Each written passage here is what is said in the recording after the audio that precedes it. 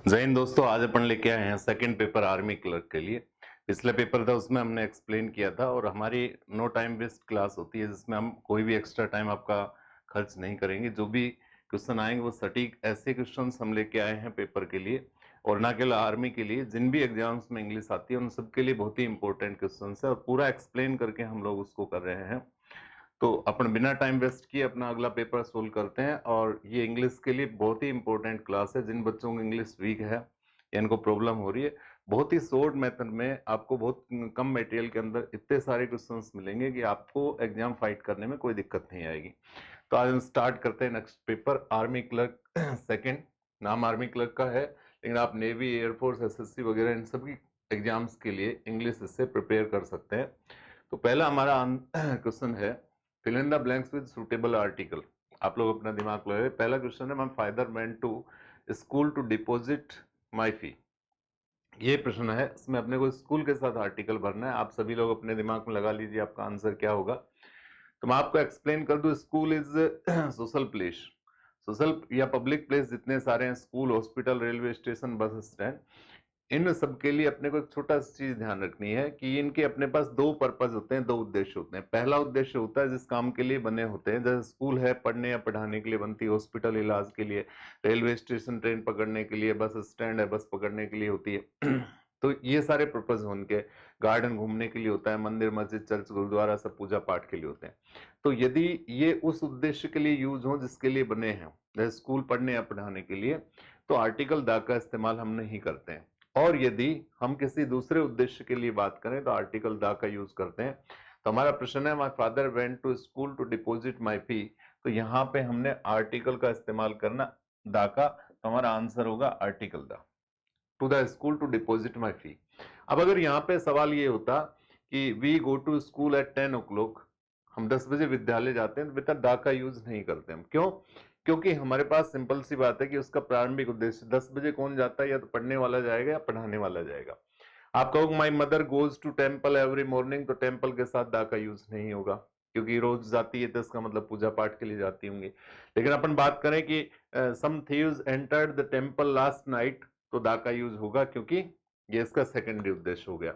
हमने कहा the criminal was sent to the jail, तो जेल के साथ में दा का यूज नहीं होगा, क्योंकि जेल जो है वो क्रिमिनल्स के लिए बनी हुई है। हमने कहा the CM visited the jail last night, last Monday, तो वहां पे हम आर्टिकल दा यूज करेंगे। मुख्यमंत्री ने जेल का दौरा किया, तो ये इसका मूल उद्देश्य नहीं हुआ, डिफरेंट उद्देश्य से हो गए हैं। नेक्स्ट नंबर सेकंड क्वेश्चन है, Apple a day keeps the doctor away. ये अपने पास एक इडियम है। तो यहाँ पे परमानेंटली आपको एक क्वेश्चन का ध्यान रखना है, खूब अपने एग्जाम्स में आता है, an apple a day keeps the doctor away. तो यहाँ पे हम लोग जो यूज करेंगे वो आर्टिकल एन का यूज करेंगे। अगला प्रश्न है हमारे पास, he gave me 1 rupee note. अब आमतौर से क्या है कि जब आर्टिकल को करते हैं तो जनरली आपको दो चीजें सिखाई जाती हैं। पहला अपने पास में वोवल और कॉन्सोनेंट्स, लेकिन आपको ध्यान ये रखना है कि इंपॉर्टेंट ये नहीं होता, बल्कि क्या होता है, वोवल साउंड या कॉन्सोनेंट साउंड, ये हमारी इंपॉर्टेंट होती है। कि साउंड इंपॉर्टेंट होती है कि यदि वो वोवल साउंड दे रहा है तो हमको एन का यूज करना होता है, और कॉन्सोनेंट साउंड दे रहा है तो ए का यूज करना है। वर्ड किससे शुरू होता है ये इंपॉर्टेंट अपने पास नहीं है। और साउंड किससे देखेंगे, हिंदी की साउंड्स जो अपने पास में आती हैं, ऐसे अब तक की यदि ध्वनि दे रहा है तो हमको एन का यूज करना है, अदरवाइज हमको किसका यूज करना है, ए का यूज करना है। वर्ड किससे शुरू हो रहा है कोई फर्क नहीं पड़ रहा। हमने लिखा ऑरेंज, तो बेटा यहाँ पे अपने पास वोवल साउंड से स्टार्ट हुआ, और वोवल साउंड से स्टार्ट हुआ तो यहाँ हम एन ऑरेंज का यूज करते हैं। लेकिन यहाँ हमने लिखा 1 रुपी नोट, तो वन जो है उसकी ध्वनि वैसे स्टार्ट होती है और वह एक कॉन्सोनेंट है, इसलिए हम यहाँ पे यूज करेंगे ए 1 रुपी नोट, यानी हमारा आंसर जो होगा वो ए होगा, पहला वाला होगा। नेक्स्ट है अपना, man will be man, very important question है ये भी। अब यहां अपने को ध्यान देने की जरूरत है कि मैन विल बी मैन, एक तो आपको वर्ब के हिसाब से देखना है। जब दो सेम नाउन हमारे पास में आए और बीच में वर्ब भरनी है अपने को, हम विल बी का ही यूज करते हैं, मूल प्रवृत्ति को दर्शाता है। इसका मतलब होता है आदमी आदमी ही होते हैं। हम कहें बॉयज विल बी बॉयज, लड़के लड़के ही होते हैं, गर्ल्स विल बी गर्ल्स, लड़कियां लड़कियां ही होती हैं, डॉग्स विल बी डॉग्स, कुत्ते कुत्ते ही होते हैं, तो विल बी का ही इस्तेमाल करते हैं। दूसरी बात, हमने पहले भी क्लास में जिक्र किया था, फिर से बता रहा हूं, यदि किसी नाउन का यूज उस पूरी जाति को दर्शाता है तो इसका जेनेरिक यूज कहलाता है, और जेनेरिक यूज कहलाता है तो उसके साथ आर्टिकल का यूज हम नहीं करते हैं। केवल पर्टिकुलर एक या कुछ के लिए हम यूज करेंगे तो आर्टिकल दा का यूज होगा, अदरवाइज हम आर्टिकल दा का यूज नहीं करेंगे। इसलिए दोनों में ही कुछ भी नहीं आएगा, हमारा सेंटेंस यही होगा, मैन विल बी मैन। आपको दोनों में 0 आर्टिकल भरना है। नेक्स्ट क्वेश्चन है हमारा, अगला हमारा fill in the blanks with the suitable preposition. Suitable preposition आपको फिलअप करनी है, और मैं आपको बताता हूँ प्रीपोजिशन काफी कंजेस्टेड टॉपिक है, जिसमें आप रूल्स को कितने ज्यादा पढ़ोगे ये आपके लिए बड़ी समस्या होती है। तो आप मेरी रेगुलर क्लासें लेंगे तो उसमें हम केवल सेलेक्टेड क्वेश्चन जो हमारे एग्जाम्स में रिपीट होते रहते हैं विद एक्सप्लेन हम बताएंगे। हमारा क्वेश्चन है, सी इनवाइटेड मी खालिस्तान डिनर।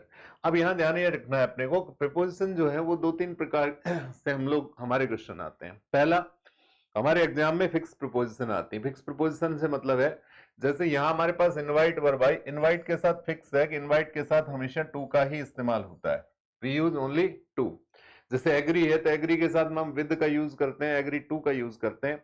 यदि हम किसी के व्यक्ति से सहमत है, I am agree with you, तो विद का यूज करते हैं। I am agree to your proposal, यदि किसी के प्रस्ताव से किसी की बात से सहमत होते हैं तो हम टू का यूज करते हैं। तो यहाँ अपने को ये ध्यान रखना है कि पहला आता है अपने पास फिक्स प्रीपोजिशन, दूसरा जर्नल रूल्स अपन लोग पढ़ते हैं कि निश्चित समय के लिए हम एट का यूज करते हैं, आपके वार हैं, मंथ त्योहार हैं, उनके लिए हम ऑन का यूज जर्नली करते हैं, फेस्टिवल्स के लिए, तो वो होती हैं। और तीसरा अपने पास में है कि नो प्रीपोजिशन, जैसे एंटर के साथ इनटू का हम लोग यूज नहीं करते, रिटर्न के साथ हम बैक का यूज नहीं करते, इस तरह क्वेश्चन। तो यहाँ पे हमारे पास में इनवाइटेड वर्ब है, तो इनवाइटेड वर्ब के साथ ऑलवेज टू प्रीपोजिशन का हम लोग यूज करते हैं। तो she invited me to the dinner. Next है, आई राइट खालिस्तान पेन, वेरी इंपॉर्टेंट क्वेश्चन है, ध्यान रखना है। जनरली हम लोग यहाँ पे विद या बाई का यूज करते हैं, लेकिन आपको ध्यान रखना है पेन पेंसिल इंक कोई भी आ जाए अपने पास में, pen pencil ink blue ink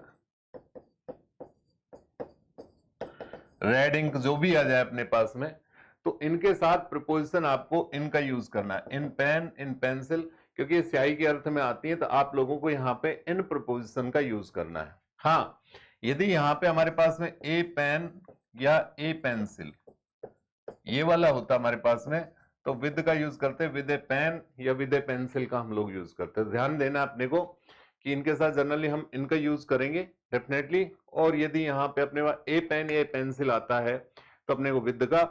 हमारी एग्जाम की दृष्टि से आर्टिकल और प्रीपोजिशन दोनों ही बड़े इंपॉर्टेंट है, और आर्टिकल और प्रीपोजिशन दोनों एक दूसरे को बहुत ज्यादा इफेक्ट भी करते हैं, ध्यान रखना इस चीज का। तो जैसे यहाँ पे अपन आर्टिकल ने किसको प्रभावित किया, प्रीपोजिशन का, तो ऐसे ही जब हम आर्टिकल भरेंगे तो वहां पे प्रीपोजिशन, जैसे हमने बताया था लास्ट पेपर में कि यदि खालिस्तान द नाइट दे रखा है तो हम इन द नाइट का यूज करते हैं, और खालिस्तान नाइट का दे रखा है तो अपन एट नाइट का यूज करते हैं। ठीक इसी तरह यहाँ पे अपने पास पेन या पेंसिल होता है तो हम इनका यूज करते हैं, और ए पेन या ए पेंसिल है तो हम विद का यूज करते हैं। नेक्स्ट अपने पास क्वेश्चन है, वो है he entered the my room. अभी हमने बताया था कि 0 प्रपोजिशन बड़ी इंपॉर्टेंट है, जैसे रेसम्बल के साथ कोई प्रपोजिशन नहीं आती है। रीच के साथ अपन लिखे I reached at the railway station at the bus stop, तो गलत है, अपने पास कोई भी प्रपोजिशन का यूज यहाँ पे नहीं होता है, ध्यान रखना है। तो कुछ ऐसे वर्ब है जैसे इंडिया अटैक्ड ऑन पाकिस्तान, तो गलत है, अटैक के साथ नहीं होता। He ordered for 2 cup of T, तो आपको प्रपोजिशन का यूज नहीं करना है। तो इसी तरह से ही एंटर्ड, तो यहाँ पे अपने पास में नो प्रीपोजिशन, कोई भी प्रीपोजिशन नहीं आएगी। अगर यहाँ पे ये सेंटेंस होता ही केम, तो अपन यूज करते into my room, into my cabin, जो भी है, तो हम इनटू का यूज करते। लेकिन यदि हमारे पास एंटर्ड है तो एंटर में इनटू का मीनिंग सेंस खुद ही छिपा हुआ है। जैसे हम बहुत सारे एग्जाम्स में आता है ही रिटर्न्ड बैक फ्रॉम अमेरिका, ये काफी बार आता है। तो जब अपन रिटर्न के साथ में रिटर्न बैक का यूज नहीं कर सकते, क्यों नहीं कर सकते, क्योंकि रिटर्न में ही बैक का मीनिंग छुपा हुआ है। रिटर्न का मतलब भी वापस लौटना होता था, हमें बैक की आवश्यकता नहीं है। इसी तरह एंटर का यूज होता है एक स्थिति से दूसरी स्थिति में प्रवेश करने के लिए, और ठीक इसी तरह इनटू प्रीपोजिशन है, वो भी एक स्थिति से दूसरी स्थिति में प्रवेश के लिए हम लोग यूज करते हैं। तो ये सुपरफ्लुअस यूज कहलाता है, यानी कि जिसकी जरूरत नहीं है, जबरदस्ती हम लगाएं तो उसकी आवश्यकता नहीं है, तो नो प्रीपोजिशन यहाँ पे होगी। अगला, ही डाइड कैंसर। अब यहां ध्यान रखना है अपने को कि यदि बीमारी की हम बात करें तो बीमारी के लिए हम 2-3 चीजों का यूज करते हैं जो हमारी जनरली एग्जाम्स में आते हैं। पहली बात है, यदि बीमारी से मृत्यु होती है तो डाइड है अपने पास में, उसके साथ हम ऑफ प्रीपोजिशन का यूज करते हैं। बीमारी से पीड़ित है तो हम सफरिंग यदि अपने पास में आया है तो सफरिंग के साथ में हम फ्रॉम का यूज करते हैं, suffering from cancer, fever, malaria जो भी है। और एक और इंपॉर्टेंट आती है, यदि इल आता है हमारे पास में तो हम विद का इस्तेमाल करते हैं। तो ध्यान रखना, he is ill with fever तो विद का यूज होगा। He died of cancer, he is suffering from cancer, तो ध्यान रखना है बीमारी से मृत्यु होती है तो हम ऑफ का यूज करते हैं। बीमारी से पीड़ित होता है तो सफरिंग के साथ फ्रॉम यूज होगा, लेकिन इल के साथ में हमने विद का इस्तेमाल करना है। नेक्स्ट अपना क्वेश्चन है, और ये प्रश्न है हमारे पास में, फाइंड एरर। आप मेरी जो क्लासें लेंगे तो एरर्स को आप बहुत अच्छे से कर पाएंगे। हम टॉपिक वाइज अलग से क्लासें मिलेंगे, अभी फिलहाल हमारे पेपर्स चल रहे हैं और जिन बच्चों की प्रिपरेशन अच्छी है वो अपना मैप कर सकते हैं, और जो तैयारी कर रहे हैं वो भी इन चीजों को देख सकते हैं, बहुत कुछ सीखने को मिलेगा। तो प्रश्न है हमारा, each of us want to go somewhere else और नो एरर। क्या ध्यान रखना अपने को, अब सिंपल सी एक चीज का ध्यान रखना है कि कुछ शब्द हैं अपने पास में, जैसे हमारे पास में each of, either of, neither of, ये बड़ा इंपॉर्टेंट है, नन ऑफ, वन ऑफ और एवरी वन ऑफ। ये वाले कुछ वर्ड्स हैं अपने पास में ये जब आते हैं अपने पास तो इनकी खासियत होती है कि इनके बाद जो भी नाउन या प्रोनाउन आएगा तो हमेशा प्लूरल ही होगा। नाउन या प्रोनाउन जो होगा वो हमेशा कैसा होगा अपने पास में, प्लूरल होगा। लेकिन जो वर्ब आएगी इनके बाद में, वो वर्ब जो होगी वो सिंगुलर होगी। ये ध्यान रखना है कि इनके बाद की वर्ब कैसी होगी, singular. Each of the boys, neither of the girls, either of the books, none of the policeman, one of the children, every one of the students. तो ध्यान रखना है इनके बाद में हमेशा नाउन जो होगी या प्रोनाउन होगा, each of us, each of you, each of them, तो वो हमेशा प्लूरल होगा। लेकिन इनके बाद आने वाली वर्ब जो होगी वो सिंगुलर होगी। तो ध्यान देंगे अपने पास ईच ऑफ अस दिया हुआ है, अब यहाँ पे अस जो दिया हुआ है वो यहाँ पे हम वी का यूज नहीं कर सकते। क्यों नहीं कर सकते, कि एक इंपॉर्टेंट रूल है हमारे पास में, वी नहीं हो सकता यहाँ पे, क्योंकि जब भी हमारे पास प्रीपोजिशन आएगी, प्रीपोजिशन जब भी आ जाएगी कोई भी, उसके बाद में प्रोनाउन का केवल ऑब्जेक्टिव केस आएगा। प्रीपोजिशन के बाद प्रोनाउन का ऑब्जेक्टिव केस, यानी कि मी, अस, देम, हिम, हर, इनका ही यूज कर सकते हैं, तो ऑब्जेक्टिव केस ही आएगा। तो यहाँ पे जो हमारे पास वांट दिया हुआ है वो गलत है। वांट गलत क्यों है, क्योंकि हमें वर्ब सिंगुलर चाहिए। तो यहाँ एक और इंपॉर्टेंट बात ध्यान रखनी है कि नाउन जो होती है वो जनरली सिंगुलर होती है, और नाउन को एस या ईएस लगा के हम लोग प्लूरल बनाते हैं। जबकि वर्ब की यदि हम बात करें तो वो हमेशा प्लूरल होती है। मेन वर्ब की बात करें, गो, कम, प्ले, कुक, तो ये हमेशा प्लूरल होती है, और वर्ब को हम एस या ईएस लगाते हैं तो ये सिंगुलर बन जाती है। तो ध्यान देना है कि नाउन हमेशा प्लूरल सिंगुलर होती है, एस या ईएस लग के जनरली प्लूरल हम उसको बनाते हैं। जबकि वर्ब जो होती है, मेन वर्ब, वो हमेशा प्लूरल होती है, उसको एस या ईएस लगा के हम लोग सिंगुलर बनाते हैं। तो यहाँ पे वांट का यूज नहीं होगा, वांट्स का यूज होगा। तो हमारा आंसर जो होगा वो बी होगा। अगला देखिए बेटा, she hates us, everybody and everything. तो यहां पे अपने पास में है सी हेट्स, ये डिलीट कर देंगे हम लोग, ये नहीं है। She hates everybody and everything who is related to her past. यहां ध्यान देने की जरूरत है अपने को कि सी हेट्स, अब सी सिंगुलर है, हेट्स जो हो गया वो वर्ब अपने पास सिंगुलर होगी। अभी हमने बताया था कि आई, ही, सी, इट सिंगुलर के साथ में वर्ब के साथ एस या ईएस का यूज होता है। हमने यूज किया एवरीबडी एंड एवरीथिंग, सिंपल सा, who is related to her past. अब यहां ध्यान देना कि ये अपने पास में एक रिलेटिव प्रोनाउन है। WH वर्ड्स जो है हमारे पास वो सेंटेंस में दो प्रकार से यूज होते हैं। यदि इनका यूज सेंटेंस के शुरू में होगा, प्रश्न पूछने के लिए होगा, तो ये प्रश्नवाचक सर्वनाम यानी इंटरोगेटिव प्रोनाउन का काम करते हैं। और जब इनका यूज नाउन या प्रोनाउन के बाद होता है तो ये रिलेटिव प्रोनाउन का काम करते हैं। अब हु का यूज जो है वो जनरली मनुष्य के लिए होता है, इसका यूज जनरली हम थिंग्स के लिए करते हैं, जानवरों के लिए, पक्षियों के लिए करते हैं। तो यदि यहाँ पे अगर अकेला एवरीबडी होता तो हम लोग हु का यूज करते, यहाँ पे एवरीथिंग होता तो हम विच का यूज कर लेते। लेकिन ध्यान ये रखना है, जब हमारे पास एक मनुष्य है, दूसरा अपने पास वस्तु है, जानवर है या कोई पक्षी है, कोई भी है अपने पास, तो हमने दैट का इस्तेमाल करना होता है, हु या विच का यूज नहीं होगा। तो यहां पे हु का इस्तेमाल नहीं होगा।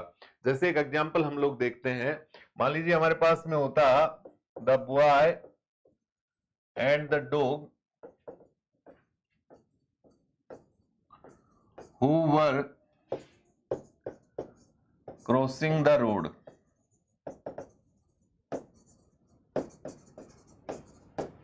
वर किल्ड इन एन एक्सीडेंट। बेटा यहां पे अपने को समझने की चीज है, यहां हमने यूज किया वही चीज अपने वजह से एवरीबॉडी ह्यूमन बीइंग के लिए था, एवरीथिंग वस्तु के लिए।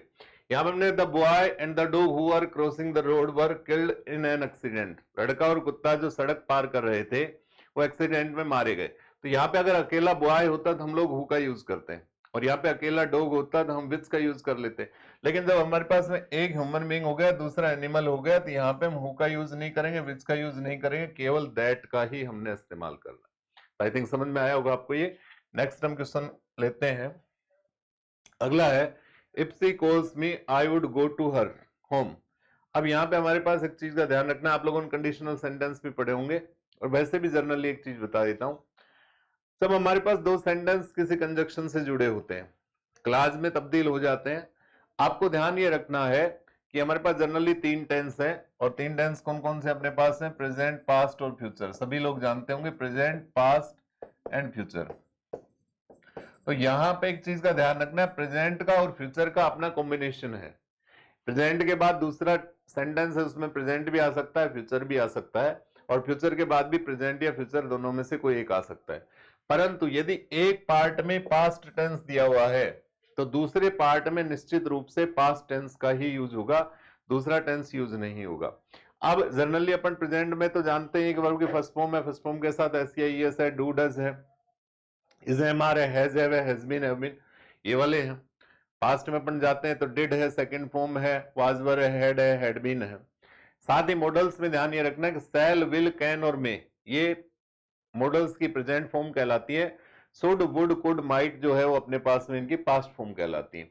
तो सिंपल सी बात है कि यहाँ पे जब अपने पास प्रेजेंट सिंपल आएगा तो कंडीशनल में आता है, तो आगे हम शैल, विल प्लस फर्स्ट फॉर्म का यूज करते हैं। तो यहाँ पे जो हमारे पास में आई वुड है वो गलत है, आई शैल का हम लोग यूज करेंगे, आई शैल गो टू हर होम। यदि यहाँ पे कॉल्स की जगह पे कोल्ड होता तो हम वुड का यूज करते, क्योंकि कंडीशनल में फिक्स है, प्रेजेंट सिंपल आएगा इफ वाले में, तो आगे हम शैल या विल प्लस फर्स्ट फॉर्म लगाते हैं। यदि इधर अपने पास पास्ट सिंपल आएगा तो वुड प्लस फर्स्ट फॉर्म लगाएंगे, और पास्ट परफेक्ट आता है तो would have plus third form का यूज करते हैं। तो सेकंड आंसर हमारा जो है ऑप्शन है वो गलत होगा। अगला है she and I like each other. यहाँ एक छोटा सा सेंटेंस है, बहुत सारी चीजें छिपी हुई है बेटा। फर्स्ट ऑफ ऑल हम सोल्व करते हैं सी एंड आई। तो यहाँ ये ध्यान रखना है कि तीन हमारे प्रश्न होते हैं, first, second and third. First, second और क्या अपने पास है थर्ड। आई और वी फर्स्ट पर्सन कहलाते हैं, जो बात को कहने वाला होता है। यू सेकंड पर्सन होता है, जो बात को सुनने वाला होता है। और थर्ड पर्सन होता है ही, सी, इट, दे और इनके सभी केसेस। ठीक है। तो यदि हमारे पास में पर्सन एक से ज्यादा है और सेंटेंस नॉर्मल है, उसमें किसी प्रकार का पाप, दोष, भूल, अपराध नहीं है, तो यहाँ पे हमारा क्रम जो होता है वो 2, 3, 1 का होता है, यानी सेकंड पर्सन पहले आएगा, फर्स्ट थर्ड पर्सन उसके बाद में, फर्स्ट पर्सन लास्ट में। जैसे अपने लिखा I, you and he are classmate, मैं, तुम और वह सहपाठी हैं, तो ऐसा होना पाप, दोष, भूल, अपराध नहीं है। तो आई, यू एंड ही गलत होगा, आपका क्रम जो होगा 2, 3, 1 में होगा, और आपका यू, ही एंड आई का अपने को यूज करना होता है। यू, ही एंड आई का हम लोग यूज करेंगे।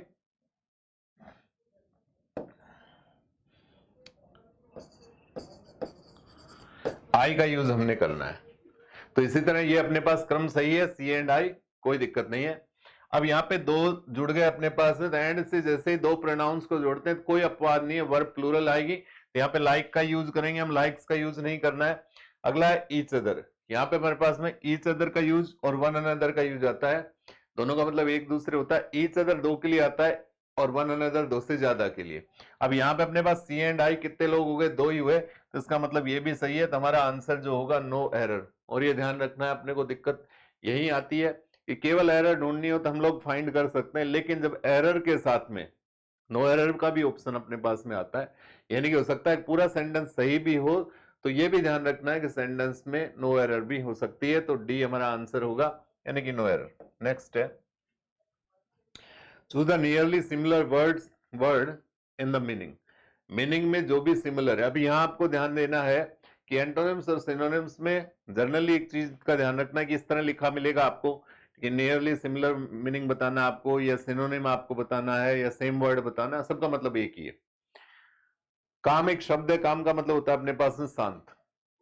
जब भी अपने पास सिमिलर वर्ड पूछेगा तो जनरली अपने एग्जाम्स में ऐसा होता है कि आपसे एंटोनिम्स पूछेगा तो सिनोनिम्स एक जरूर ऑप्शन में मिलेगा, सिनोनिम्स पूछेगा तो एंटोनिम्स। तो आपको जरूर क्वेश्चन को ठीक से पढ़ लेना है, क्योंकि हमारे लगभग 2-4 सवाल ऐसे होते हैं जिनको आते आते भी हम लोग गलत कर देते हैं।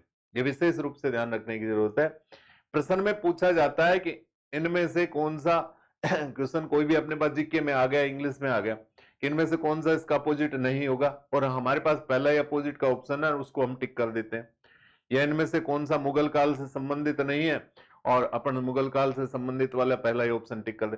तो प्रश्न को ठीक से पढ़ना भी हमारी जिम्मेदारी बनता है। तो सिमिलर पूछा है तो काम का मतलब होता है शांत होता है, तो पीसफुल जो होगा उसका मतलब भी शांत होता है। नोइजी का मतलब होता है शोरगुल युक्त। सफर का मतलब होता है किसी चीज से पीड़ित होता है। ट्रिक का मतलब होता है चालाकी खेलना। तो हमारा इसका नियरली सिमिलर वर्ड हो गया अपने पास में पीसफुल, और इसका अपोजिट होगा अपने पास में वो नोइजी होगा, शोरगुल युक्त। अगला है choose the opposite word of given word. तो ये अपने पास इसको वर्ड करेंगे हम लोग।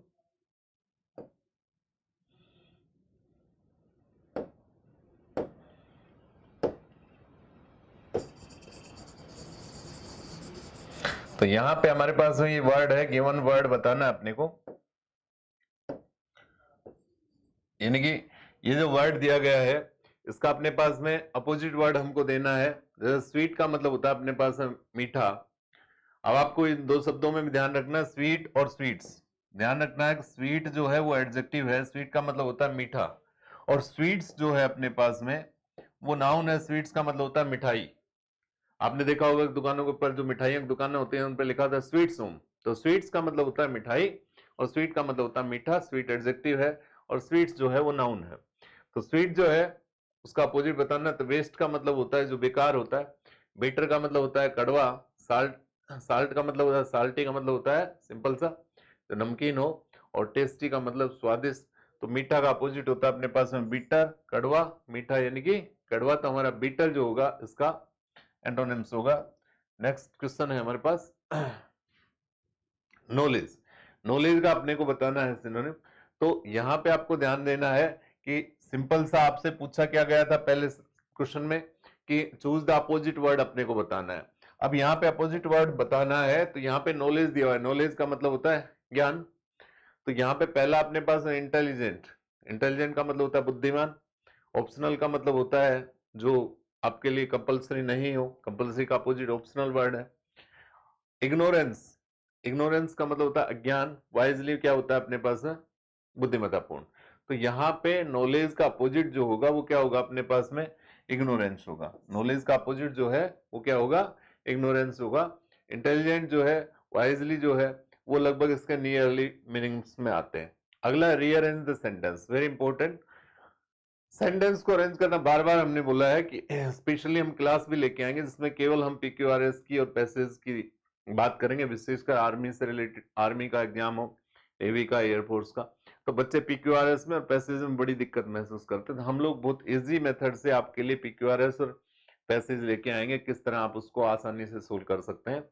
तो the charge of murder facing he is. अब हमारे पास में सिंपल सा, पहले हम ऑप्शंस से करना सीखें तो ऑप्शंस में भी हम कर सकते हैं। तो यहाँ पे हमारे पास सब्जेक्ट होगा ही इज। ही इज का मतलब हो गया कि बेटा एस जो होगा वो हमारा पहला ऑप्शन होगा। यदि यहाँ पे हम चेक करते हैं तो हमारे पास में केवल बी और डी में अपने पास में ऑप्शन दिया हुआ है कौन सा एस। तो हमारा आंसर बी में से या डी में से होगा। तो ही इज, अब ही इज के बाद क्या आएगा आईएनजी फॉर्म। आईएनजी फॉर्म का मतलब इससे नेक्स्ट जो होगा वो आर होगा। और एस के बाद आर हमारे पास किस ऑप्शन में दिया हुआ है बी ऑप्शन में दिया हुआ है। तो हमारा आंसर जो होगा वो सिंपल सा बी ही होगा। तो he is facing the charge, P third हो जाएगा, ऑफ मर्डर, वह मर्डर का चार्ज जो है, आरोप जो है उसको फेस कर रहा है। नेक्स्ट है road accident were killed several people in A fatal. तो अपने पास में पहला जो सब्जेक्ट होगा, तो सबसे पहले अपने को find out the subject. Subject अपने पास में सेवरल पीपल, सेवरल पीपल हमारे पास में कौन सा ऑप्शन हो गया, आर। अब आर यदि हम देखें तो हमारे पास दो ऑप्शंस में दिया हुआ है, एक अपने पास सी में है, दूसरा हमारे पास में डी है, यानी कि हमारा ए और बी कोई काम का नहीं है। आपको जब भी करना है, देख पहला अपने को विशेष चीज ध्यान रखनी है कि पहले हम उन चीजों को आउट कर दें जिसके बारे में हम कंफर्म है कि ये तो नहीं होगा, उसके बाद में हम जो अपने पास हो सकता है उसकी तरफ चलते हैं। तो यहाँ पे आप लोग ध्यान देंगे, तो यहाँ पे आर जो है इसमें पहला है अपने पास। अब आर के बाद कौन सा यूज होगा, सेवरल पीपल। अब उसके बाद में आएगा वर्ब आएगी, तो वर्ब क्या अपने पास में, वर किल्ड। वर किल्ड का मतलब क्या हो गया कि क्यू जो हमारा है वो सेकंड होगा, सेकंड क्यू है अपने पास, पहला आर, तो ऐसा आंसर ऑप्शन कौन सा है हमारे पास में, डी। तो यहाँ पे यही हमारा आंसर हो जाएगा, ज्यादा आगे बढ़ने की जरूरत ही नहीं है। Several people were killed in A fatal road accident, एक भयानक रोड एक्सीडेंट में बहुत सारे लोग मारे गए, तो हमारा आंसर जो होगा वो डी होगा। अगला है on Monday I shall meet you in the morning at your office. अब यहाँ एक चीज का विशेष ध्यान देने की जरूरत है कि पहला तो अपने पास में हो जाएगा क्यू, सिंपल सा होगा क्यू। अब यहां पे हमने कोई लगा लिया क्यू आर एस पी, ये हमारे आंसर्स हैं। अब आपको मान लीजिए आ गया, कोई भी आ गया, तो आई शैल मीट यू, मैं तुमसे मिलूंगा, ये हमारे पास में पहला होगा, यानी क्यू जो है हमारे पास पहला होगा। आप देखेंगे सारे ऑप्शंस में क्यू पहला दिया हुआ है। अब उसके बाद में अपने को सेकंड ढूंढना है। अब यहां पे मैं एक छोटी सी चीज बताऊंगा कि टाइम और प्लेस बताने वाले शब्द एडवर्ब या एडवर्बियल्स कहलाते हैं, और इनका क्रम जो होता है अपने को ध्यान रखना है कि पी टी के हिसाब से होता है। एम पी टी इनका जनरली क्रम होता है। एम का मतलब manner, adverb manner, wisely, cleverly, beautifully, adjective के साथ एलवाई लग के बनती है ये। तो यहां पे ध्यान ध्यान रखना है, प्लेस या टाइम साथ साथ आ जाए अपने पास, तो प्लेस पहले आएगा और टाइम अपने पास में बाद में आएगा। और यदि एक से ज्यादा टाइम या प्लेस अपने पास में आ गए, तो जो हमारा सबसे छोटा है यानी सबसे एग्जैक्ट है वो पहले आएगा, उसके बाद में लेस एग्जैक्ट और उसके बाद नेक्स्ट। अब हमारे पास में क्या है, in on Monday in the morning और एट योर ऑफिस। तो बेटा यहां पे अपने पास में टाइम हो गया on Monday in the morning, और प्लेस हो गया अपने पास एट योर ऑफिस। तो सिंपल सा ध्यान ये रखना है कि एट योर ऑफिस है वो नंबर फर्स्ट पे आएगा हिसाब से, तो क्यू के बाद में अपने पास में क्या होगा, एट योर ऑफिस यानी कि एस आएगा। अब क्यू के बाद एस जो है वो ए में, और अपने पास क्या है, सी। फिर अपने पास टाइम बच गया ऑन मंडे और इन द मॉर्निंग। तो इन द मॉर्निंग छोटा समय है, ऑन मंडे जो है वो अपने पास में बड़ा है तो यहाँ पे इन द मॉर्निंग पहले आएगा और ऑन मंडे बाद में, यानी कि इसके बाद में आर होगा, आर के बाद में सिंपल सा कौन सा होगा, पी होगा। तो हमारा आंसर जो होगा ये होगा I shall meet you, I shall meet you यानी कि क्यू, उसके बाद में एट योर ऑफिस एस, उसके बाद में इन द मॉर्निंग उसके आर, और ऑन मंडे यानी कि पी, यानी हमारा आंसर जो होगा वो फर्स्ट होगा। अब यहां पे अगर होता एट 7 o'clock, तो एट 7 o'clock और निश्चित हो गया मॉर्निंग से, तो वो उससे पहले अपने पास यूज कर लेता। आई थिंक समझ में आएगा आपको कि यदि प्लेस और टाइम साथ साथ आते हैं तो प्लेस पहले आएगा बेटा, टाइम बाद में आएगा। और एक से ज्यादा प्लेस या टाइम साथ साथ आते हैं तो आपको ध्यान रखना है कि जो सबसे करेक्ट यानी छोटा समय या स्थान है वो पहले आएगा और उसके बाद में बड़ा आएगा। जैसे हम एड्रेस लिखते हैं कि आई लिव एट 138 मोती डूंगरी, मोती नगर जो भी है, प्रताप नगर, अलवर, तो आपको ध्यान रखना है सिंपल सा कहीं पे भी आएगा तो पहले अपने वहां हाउस नंबर होगा, फिर स्ट्रीट नंबर होगा, फिर आपका कॉलोनी नंबर होगा, उसके बाद में आपके सिटी का नाम आएगा। इस तरह अपन गांव से एड्रेस लिखते हैं तो गांव आता है, उसके बाद में हम तहसील का नाम लिखते हैं, उसके बाद हम डिस्ट्रिक्ट का नाम लिखते हैं, फिर हम स्टेट का नाम लिखते हैं। तो ये क्रम होना चाहिए। नेक्स्ट क्वेश्चन है अपने पास, चूज द करेक्ट चेंज। आपके सामने एक डायरेक्ट स्पीच दिया हुआ है, डायरेक्ट स्पीच को इनडायरेक्ट में अपने को चेंज करना है। तो she said to me where are you going now, interrogative का है। तो हमारे पास जब भी आएगा तो सीधा ऑप्शंस से अपने को करना है, और ऑप्शंस में मैंने बताया पहले अपने को उड़ाना होता है कि कौन सा इनकरेक्ट है। आप देखेंगे कि पहले ऑप्शन में अपने पास ही आस्क्ड मी, अगला he asked to me, he asked me, तो हमारा बी आंसर गलत है। किसी भी रिपोर्टिंग वर्ब के बाद टू नहीं आता है, सैड को और सजेस्टेड को छोड़ के। Asked to, told to, request to, order to, advice to, इनका यूज करना टोटली गलत होता है। तो पहला अपने पास बी आउट है। अब ध्यान देना है कि WH वर्ड से जो स्टार्ट होते हैं उनके साथ किसी तरह की कोई दूसरी कंजक्शन का यूज हम लोग नहीं करते हैं, क्योंकि WH वर्ड जैसे ही नाउन या प्रोनाउन के बाद आएगा तो वो खुद ही कंजक्शन का काम करता है। तो इसका मतलब है हमारा ए आंसर भी गलत होगा, क्योंकि वहां पे दिया हुआ he asked me that where, तो दैट कंजक्शन लगाई जो गलत है अपने पास। अब बच गया हमारे पास सी और डी। अब सी में अपने पास दिया where I was going then, और अगला है where was I going then. तो यहाँ पे एक विशेष बात समझने की बेटा कि डायरेक्ट को इनडायरेक्ट में बनाते समय सभी प्रकार के सेंटेंसेस को हम असर्टिव में बदल देते हैं। अब आपको अगर नहीं पता है तो मैं आपको क्लियर बता दूं, असर्टिव सेंटेंस क्या होता है बेटा, जिस सेंटेंस में सब्जेक्ट पहले और वर्ब उसके बाद में होगी, वाक्य के अंत में फुल स्टॉप होगा, वो असर्टिव सेंटेंस कहलाते हैं। डायरेक्ट इनडायरेक्ट का सबसे महत्वपूर्ण रूल में से एक है कि डायरेक्ट को इनडायरेक्ट में बदलते समय सभी प्रकार के सेंटेंस को हम असर्टिव में बदल देते हैं। असर्टिव के दो भाग होते हैं, अफर्मेटिव और दूसरा नेगेटिव। अफर्मेटिव नेगेटिव दोनों ही संयुक्त रूप से असर्टिव कहलाते हैं। तो बेटा जब भी अपने को इनडायरेक्ट में बदलना है तो असर्टिव में बदलते हैं। असर्टिव का मतलब हो गया कि सब्जेक्ट पहले लगाना है, वर्ब उसके बाद में, और वाक्य के अंत में फुल स्टॉप का हम लोग यूज करते हैं। तो इनडायरेक्ट स्पीच के अंत में कभी भी question mark, comma, exclamation mark कोई नहीं होगा, केवल फुल स्टॉप होगा। सब्जेक्ट प्लस वर्ब का यूज हम लोग करते हैं। तो हमारा आंसर जो होगा वो सिंपल सा सी होगा, she asked me where I was going. Next question है, where did you put my purse. यहां उसे से रिलेटेड क्वेश्चन है। यहां ध्यान रखना है अपने को कि डायरेक्ट को इनडायरेक्ट में बदलते समय अभी हमने बताया था कि सभी प्रकार के सेंटेंस असर्टिव में बदलते हैं, यानी कि सब्जेक्ट पहले, वर्ब उसके बाद में, और सेंटेंस के अंत में फुल स्टॉप लगाते हैं। जबकि हमको एक्टिव पैसिव में ऐसा नहीं करना है। एक्टिव में जैसा सेंटेंस का स्ट्रक्चर है, वर्ब प्लस सब्जेक्ट है, तो पैसिव में वर्ब प्लस सब्जेक्ट होगा। एक्टिव में अपने पास सब्जेक्ट प्लस वर्ब है, तो पैसिव में भी सब्जेक्ट प्लस वर्ब होगा। क्वेश्चन मार्क है लास्ट में, तो क्वेश्चन मार्क रहेगा। Where did you put my purse, तो where was my purse put by you, ये हमारा करेक्ट आंसर होगा, क्योंकि वाज अपने पास में डिड जो है या सेकंड फॉर्म है वो was verb plus third form में बदलता है, तो वाज में बदला। इंटरोगेटिव स्ट्रक्चर हमने रखा माई पर्स पुट बाई यू। दूसरे में अपने पास स्ट्रक्चर बदल दिया हमने, माई पर्स वाज कर दिया, गलत है। अगले में डू किया है, वो गलत है। हैड बीन किया है, तो हमारा आंसर जो होगा वो ए ही होगा। आई थिंक ये समझ में आया होगा। तो इस तरह ये था। नेक्स्ट है हमारे पास में पैसेज।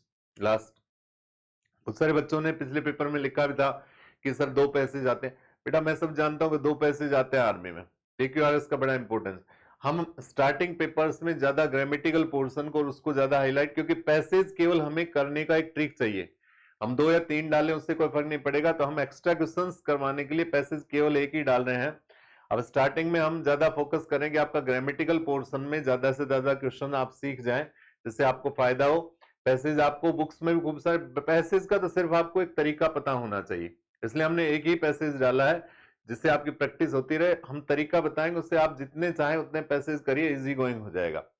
जैसे पिछले पेपर में भी हमने एक बहुत अच्छी तरीके से आपको समझाया था कि बेटा पैसेज जब भी करेंगे तो आमतौर से हमको समझाया जाता है कि बार बार पैसेज को पढ़ो। अब हम क्या करते हैं, जैसे बार बार पैसेज को हमने पढ़ा और यहाँ पे बहुत सारे ऐसे वर्ड हैं, बच्चे जो है वो नहीं जानते कि डेजर्ट का मतलब है, कि एम्फेसाइज का मतलब क्या है, एग्जॉस्टलेस का मतलब क्या है, रिसोर्स का मतलब क्या है, कंजर्वेटिव का मतलब क्या है, रेडिकल का मतलब क्या है। तो ऐसे शब्दों में उलझ के बच्चा रह जाता है और वो मीनिंग नहीं कर पाता। ज्यादातर बच्चों की शिकायत आती है कि सर हमसे मीनिंग नहीं होता है, यानी कि हमारी वोकैब स्ट्रॉन्ग नहीं है। तो मैंने कहा बेटा आपको वोकैब स्ट्रॉन्ग करने की कोई जरूरत नहीं है कि आपको एक एक वर्ड का मीनिंग आए। पैसेज जब भी हम करेंगे तो हमको एक ही चीज का ध्यान रखना है कि हम ओवरऑल मीनिंग उसका निकाल पाए, क्योंकि हमें सिर्फ आंसर उसके देने हैं। तो यदि कोई एक शब्द आपको नहीं आता है, जरूरी नहीं कि हम उसी पे अटक के रह जाए और फिर हमारा पैसेज भी रह जाए और हमारा टाइम भी निकल जाए। तो ध्यान देंगे, पहले मैंने बताया, अब भी बता रहा हूं, पैसेज करने का सबसे सटीक तरीका है जिससे आपके क्वेश्चंस गलत नहीं होंगे। पहली बात, जब भी आप पढ़ेंगे तो आपको पैसेज से पहले क्वेश्चंस को रीड कर लेना है, किस पैसेज में अपने पास प्रश्न क्या क्या पूछे। एक तो उससे फायदा ये होगा कि पैसेज के प्रश्न जो है उनकी आउटलाइन हमारे सामने आ जाएगी कि कौन से वर्ड अपने पास है, उसका मीनिंग कौन सा अपने पास है। दूसरा अपने पास क्या चीज महत्वपूर्ण आएगी कि कोई वर्ड अगर अपने को नहीं आ रहा है तो उसमें हम फंसेंगे नहीं। तीसरा, हमारे पास कोई सवाल दिया हुआ है तो उसमें हमारा हाईलाइट रहेगा कि ये क्वेश्चन कहीं ना कहीं अपने पास में पूछा गया है। तो यहां ध्यान देंगे कि अपने पास पहला प्रश्न है, in order to receive the desert's message the beholder needs to be, कि बिहोल्डर है, देखने वाला है, उसको कौन सी चीजें महत्वपूर्ण नजर आ रही हैं, कौन सा मैसेज उसको दिखाई दे रहा है। डेजर्ट का मतलब होता है रेगिस्तान, वीरान।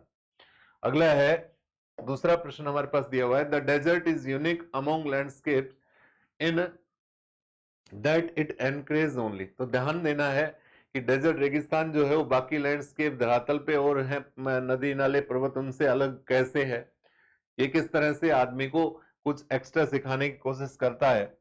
नेक्स्ट है, if one responds with insight to the mood of desert it evokes. यदि डेजर्ट का अपने पास मूड जो है उसको एवोक करना है, उसको पढ़ना है हमको, तो हम किस तरह से कर सकते हैं।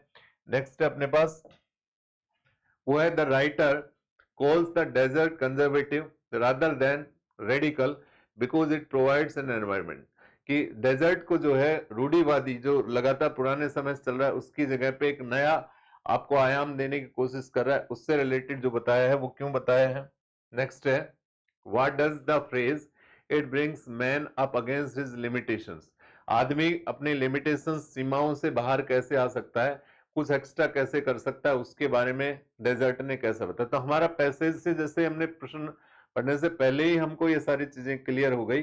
सिंपल सा कौन सी चीजें क्लियर हो गई कि हमारे पास जो पैसेज है वो डेजर्ट से रिलेटेड है, रेगिस्तान से। रेगिस्तान किस तरह से बाकी लैंडस्केप से डिफरेंट है, उससे ह्यूमन बीइंग कैसे अपने पास सीख सकता है, कौन सी एक्स्ट्रा अपने पास में चीजें जो अदर लैंडस्केप से ज्यादा हम डेजर्ट से सीख सकते हैं, तो वो सब चीजें अपने पास में बताई गई हैं।